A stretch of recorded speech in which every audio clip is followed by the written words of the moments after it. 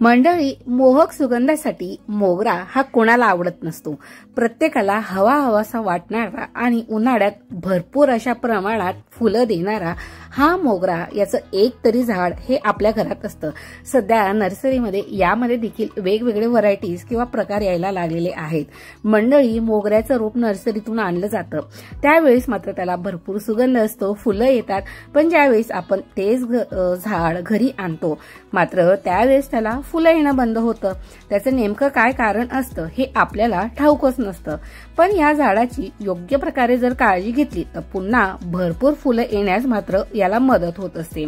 So मंडळी, मी राजश्री पाटील स्वागत करते तुमचे दी सिंपल वर्ड आपल्या मराठी युट्यूब गार्डनिंग चॅनलवर।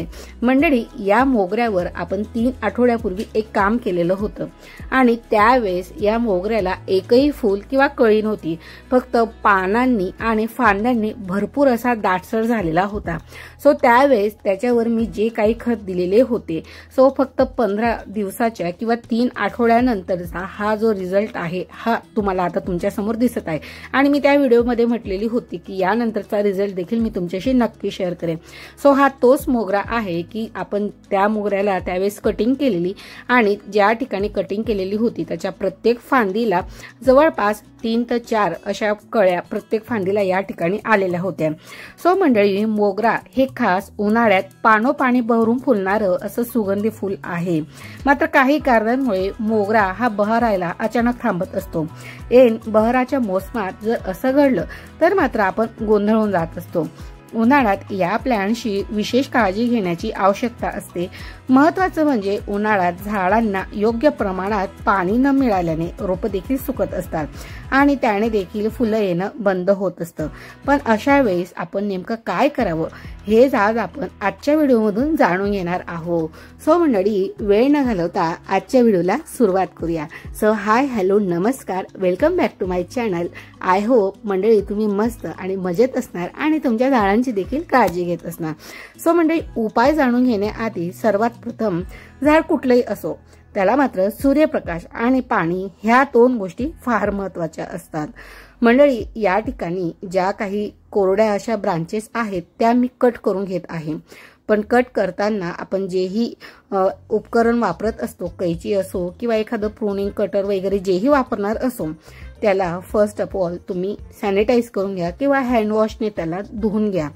सो या ठिकाणी मी 1-2 स्टेम ज्या होत्या ना लास्ट टाइमला तशाच ठेवलेल्या होत्या। मला वाटलं की त्यांची पुन्हा ग्रोथ होईल आणि त्या ठिकाणी देखील कळ्या येतील, पण अशा काही फांद्या होत्या 3-4 की त्यांच्यावर कळ्या तयारच होत नव्हत्या आणि हिरवीगार पानं मात्र तयार होत होती। सो मी या ठिकाणी त्यांना कट करण्याचा मात्र निर्णय घेतलेला होता। मार्च ते जून हा मोगऱ्याचा बहराचा काळ असतो। फूल जर येईनाशे झाले असतील तर मोगऱ्याच्या वरच्या बाजूच्या फांद्या ह्या थोड्या थोड्या छाटून घ्यायच्या। याप्रमाणे फांद्या आणि पानांची जर आपण योग्य प्रकारे छाटणी केली तर मात्र झाड हे छान प्रकारे बहरत असतं। मंडळी, हे तर झालं कटिंग विषयी। सो आपण सूर्यप्रकाश आणि पाणी याचं महत्त्व तर आपल्याला माहीतच आहे, जे प्लांट्ससाठी सर्वात इम्पॉर्टंट असतं। सूर्यप्रकाश आणि जर पाणीच मिळालं नाही तर विदाऊट सनलाईट त्यांची जी काही फोटोसिंथेसिसची जी काही प्रोसेस असते ती तर होऊ शकत नाही आणि फोटोसिंथेसिसची जर प्रोसेसच झाली नाही तर प्लांटची ग्रोथ डेव्हलपमेंट देखील होत नसते। सो ज्या ठिकाणी फुलं येण्याचे चान्सेस मला दिसत नव्हते त्या ठिकाणी ज्या काही ब्रांचेस होत्या मी या ठिकाणी कट करून घेतलेल्या होत्या आणि ज्या ठिकाणी अगदी न्यू ग्रोथ जिथं दिसत होती सो त्या ठिकाणी मात्र नेक्स्ट टाइम कळ्या नक्कीच तयार होतील एवढं त्या गोष्टींवरून आपल्या लक्षात येत असतं। म्हणून कटिंग करताना ज्या सुकलेल्या फांद्या आहेत किंवा त्या फांद्या फक्त भराभर वाढतच आहेत पानांनी, त्यांच्यावर कळ्या येण्याचे जर कुठलेही काहीही चान्सेस तुम्हाला दिसत नसतील तर अशा वेळेस तुम्ही अगदी सॉफ्ट प्रूनिंग करून घ्यायचं किंवा सॉफ्ट कटिंग करून घ्यायचं। झाडाला कुठल्याही प्रकारे आपल्याला या ठिकाणी शॉक द्यायचा नाही आहे। सो म्हणजे अशा प्रकारे अगदी हलक्या हाताने मी या ठिकाणी कटिंग करून घेतलेली होती। मात्र कटिंग केल्यानंतर झाडाला खत द्यायचं विसरायचं करायचं नसतं. जर आपण झाडाला खाऊच दिला नाही तर ज्यावेळेस आपण कटिंग करत असतो सो त्यावेळेस त्याची एनर्जी देखील थोडी डाऊन झालेली असते. सो त्याला ती एनर्जी पुन्हा रिडेव्हलप करण्यासाठी स्वतःला प्लांट्सला एनर्जीची गरज असते. सो या ठिकाणी आपण त्याला अगदी साधा सोपा निशुल्क घरगुती असा खाऊ देखील देऊन घेणार आहे. सो या ठिकाणी आपण स्वयंपाकघरातल्या देखील काही गोष्टी मेडिसिन म्हणून या ठिकाणी कामी येणार आहे. सो या ठिकाणी हळद मी या प्लांटसाठी महत्त्वाचा घटक मानला जात असतो. प्लांट्सचे जे काही अनेक रोग असतात ते याने देखील बरे होत असतात. हळद कुठल्याही प्लांट्सची इम्युनिटी बूस्टर किंवा इम्युनिटी पॉवर वाढवण्यासाठी मदत करत असते. मोगऱ्याच्या रोपाची जर चांगली वाढ होत नसेल आणि त्याला फुलं जर येत नसतील तर मात्र हळदीचा वापर हा फायदेशीर ठरू शकतो. सो सर्वात प्रथम आपल्याला ज्यावेळेस झाडांना खत द्यायचं असतं तर एक दिवस आधी मात्र त्यांना पाणी देणं बंद करावं, जेणेकरून माती ही कोरडी आणि भुसभुशीत होईल. सो तुम्ही या ठिकाणी पाहू शकता की कुंडीतील माती जी आहे ती पूर्णपणे या ठिकाणी कोरडी झालेली आहे. जी काही फुलांची साईज आहे तुम्ही या ठिकाणी पाहू शकता. छान टम्म अशा कळ्या देखील आहेत आणि फुलांचा सुगंध तर भरपूर असा मनमोहक आणि मनाला प्रसन्न करून देणारा आहे. सो अशा सुगंधासहित मी या झाडावर पुन्हा काम करायला घेतलेलं होतं. सो तुम्ही पाहू शकता की या ठिकाणी माती पूर्णपणे कोरडी झालेली आहे.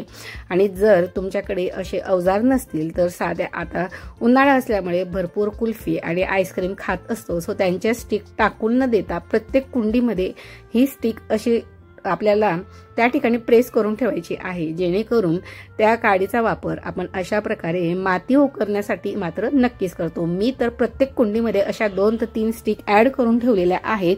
येता जाता आपलं माती उकरण्याचं काम हे त्याने छान प्रकारे होत असते. त्याने मातीमध्ये एअर सर्क्युलेशन चांगलं होत असतं, माती भुसभुशीत होत असते आणि माती वर खाली केल्यामुळे मुळांपर्यंत हवा देखील पोहोचण्यात मदत होत असते. सो अशा प्रकारे 1.5 ते 2 इंच पर्यंतची जी माती होती ती मी बाहेर काढून घेतलेली होती. त्यानंतर अर्धा ते 1 चमचा जी काही हळद होती ती अशा प्रकारे या प्लांट्समध्ये ऍड करून घेतलेली होती. सो मोगऱ्याविषयी देखील मी बरेच असे व्हिडिओ तुमच्याशी शेअर केलेले आहेत आणि त्याचा रिझल्ट देखील तुमच्याशी वेळोवेळी शेअर केलेला आहे. सो व्यवस्थित मातीमध्ये आपल्याला ही हळद मिक्स करून घ्यायची आहे आणि त्याच्यानंतर आपल्याला मंडळी भरपूर फुलांसाठी आपल्याला नायट्रोजन युक्त खत द्यायचे असते.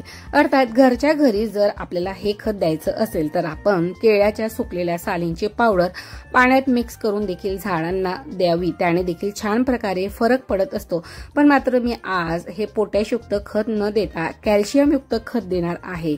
सो या ठिकाणी मी अगदी एकदम म्हणजे लिटल अमाऊंट मध्ये जी काही वस्तू घेतलेली आहे ती आहे चुना. याआधी मी खडूचा देखील वापर केलेला होता. सो त्यावेळेस माझ्याकडे चॉक अवेलेबल होते. सो खडूंचा वापर कसा करावा या रिगार्डिंगचा देखील in detail video me share केलेला आहे. जर तुमच्याकडे खडू असेल तर तुम्ही त्याचा देखील वापर करू शकता आणि जर तुमच्याकडे चुना असेल तर तुम्ही चुनाचा देखील वापर करू शकता. मंडळी, उन्हाळ्यात मोगऱ्यावर चुन्याचा वापर करण्यासाठी तुम्ही अशा प्रकारे चुन्याचे पाणी तयार करून घ्यायचे आहे. तुम्ही पाहू शकता अगदी लिटल अमाऊंट मध्ये मी चुना घेतलेला होता आणि या ठिकाणी अशा जारमध्ये थोडंसं असं पाणी घेतलेलं होतं. मंडळी, चुन्याची पुडी आपल्याला अगदी इझिली कुठेही बाजारात अवेलेबल होऊन जाते आणि अगदी 2 ते 3 रुपयामध्ये तुम्हाला ही मिळून जात असते आणि तिच्यातला आपल्याला अगदी छोटी क्वांटिटी आपल्याला या ठिकाणी यूज करायची होती.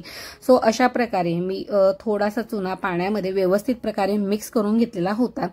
सो तुम्ही हे चुन्याचं पाणी तयार करून डिरेक्टली झाडाच्या मुळांना देखील देऊ शकतात किंवा याचा स्प्रे देखील करू शकतात. यामुळे मोगऱ्याला उष्णतेपासून आराम देखील मिळतो आणि मोगरा हा अधिक बहारदार देखील होत असतो. सो या ठिकाणी अशा प्रकारचं जे पाणी तयार करून घेतलेलं होतं चुन्याचं, सो मी डायरेक्ट झाडांच्या रूट जवळ ते देऊन घेतलेलं होतं आणि त्यानंतर जे काही पाणी उरेल तर त्याने देखील मी स्प्रे करून घेणार होती. सो सर्वात प्रथम जी हळद मिक्स केलेली होती त्यानंतर उरलेली जी काही माती होती ती त्याने कव्हर करून घेतलेली होती आणि तयार झालेलं जे काही आपलं लिक्विड फर्टिलायझर होतं ते आपण आता या ठिकाणी देऊन घेणार होतो. सो मंडळी, झाडाला चुना वापरण्याचे काय फायदे आहेत ते आता आपण पाहून घेऊया. मंडळी, मोगरा झाडाला उष्णतेपासून आराम मिळावा, झाडे अधिक बहारदार व्हावे, कीड आणि रोगांपासून याला सेफ ठेवावे किंवा यांचं संरक्षण व्हावं यासाठी चुना हा महत्त्वाचा असतो। त्यासोबतच मंडळी, ज्या ठिकाणी फुलं येऊन गेलेली असतात त्या ठिकाणचे जे काही डेड बर्ड्स असतात ते रेग्युलरली तुम्ही रिमूव्ह करत राहा, जेणेकरून आपल्या झाडाची जी काही एनर्जी आहे ती त्या ठिकाणी वेस्ट होणार नाही। सो मंडळी, आपली झाडाची जी काही माती असते, तिची जी काही ॲसिडिक लेवल असते ते कमी करण्याचं काम देखील चुना हा करत असतो। त्यानंतर मातीचा पीएच हा वाढवत असतो, त्याचप्रमाणे मेंटेन देखील करण्याचं काम हा चुना करत असतो। त्याचप्रमाणे भरपूर असे मायक्रोन्यूट्रिएंट्स वाढविण्याचं काम चुना करत असतो। मंडळी, पांढऱ्या रंगाच्या फुलांमध्ये शक्य झाल्यास पांढऱ्या रंगाचेच फर्टिलायझर द्यावे, जेणेकरून भरपूर फुलं येण्यास त्यांना मदत होत असते। सो मातीमध्ये, चुन्यामध्ये असलेलं जे काही कॅल्शियम, मॅग्नेशियमचं जे प्रमाण आहे त्यामध्ये फॉस्फरस आहे, जस्त आहे, यांसारखे जे काही पोषक घटक आहे ते मातीमध्ये वाढविण्यास देखील चुना हा काम करत असतो। सो मंडळी, अशा प्रकारे या ठिकाणी झाडाला माझा खाऊ देऊन झालेला होता। त्यासोबत झाडाला पाणी मिळालं, खाऊ मिळाला आणि आता गरज होती ती म्हणजे उन्हाची। सो दिवसातलं 3 ते 4 तासाचं ऊन झाडाला देणं देखील तेवढंच महत्त्वाचं आहे। सो मंडळी, 15 दिवसानंतर किंवा 3 आठवड्यानंतर झाडाला जो काही खाऊ हवा होता तो आता देऊन झालेला होता। मंडळी, तुम्ही लास्ट टाइमचा जर व्हिडिओ बघितला नसेल तर नक्की चेकआउट करा। मी जवळपास मोगऱ्यावर 3 ते 4 प्रकारचे वेगवेगळे व्हिडिओ शेअर केलेले आहे आणि प्रत्येक व्हिडिओमध्ये वेगवेगळे सीझन वाईज त्यांचा फर्टिलायझर देखील शेअर केलेला आहे। सो तुमच्या झाडावर ज्या काही समस्या असतील त्या रिगार्डिंग तुम्ही तसे उपाय करून पहा, नक्कीच तुमच्या झाडावर त्याचा रिझल्ट तुम्हाला पाहण्यास मिळेल। आणि त्याचा रिझल्ट जर तुम्हाला नक्कीच आला तर मला कमेंट सेक्शनमध्ये कमेंट करायला मात्र अजिबात कंटाळा करू नका। आय होप मंडळी, आजचा हा व्हिडिओ आणि व्हिडिओतील दिलेली माहिती तुम्हाला थोडी जरी हेल्पफुल ठरली असेल तर मात्र व्हिडिओला एक लाईक करायला अजिबात कंजूसी करू नका। आणि हो, अजूनही तुम्ही जर दी सिंपल वर्ड या मराठी यूट्यूब गार्डनिंग चॅनलला सबस्क्राईब केलं नसेल तर वाट कसली पाहताय, लगेच सबस्क्राईब बटन प्रेस करून त्यासमोरील बेल आयकॉन प्रेस करून ऑलचा ऑप्शन सिलेक्ट करा, जेणेकरून येणारा पुढचा मराठीतून गार्डनिंगचा व्हिडिओ तुम्ही मिस करणार नाही। कारण की असेच नवनवीन आणि माहितीपूर्वक गार्डनिंगचे व्हिडिओ मी तुमच्यासाठी घेऊन येत असते। सो मंडळी, गार्डनिंग मोगरा व्यतिरिक्त अजूनही जर तुमच्या कुठल्या दुसऱ्या झाडांवर काहीही समस्या असतील तर नक्कीच कमेंट सेक्शनमध्ये लिहायला विसरू नका। त्या ठिकाणी तुमच्या जे काही समस्या असतील त्यावर नक्की सोल्युशन देण्याचा प्रयत्न मात्र केला जाणार आहे। आय होप मंडळी, तुमच्याकडे देखील खूप छान छान अशा गार्डनिंग रिगार्डिंग जर टिप्स असतील त्या देखील नक्की शेअर करा, जेणेकरून आपले इतर जे काही सबस्क्रायबर, व्ह्यूअर्स किंवा जे काही आपले गार्डन प्रेमी आहे त्यांच्यापर्यंत त्या टिप्स नक्की पोहोचवल्या जातील आणि त्यांच्या देखील ज्ञानामध्ये नक्कीच भर करेल।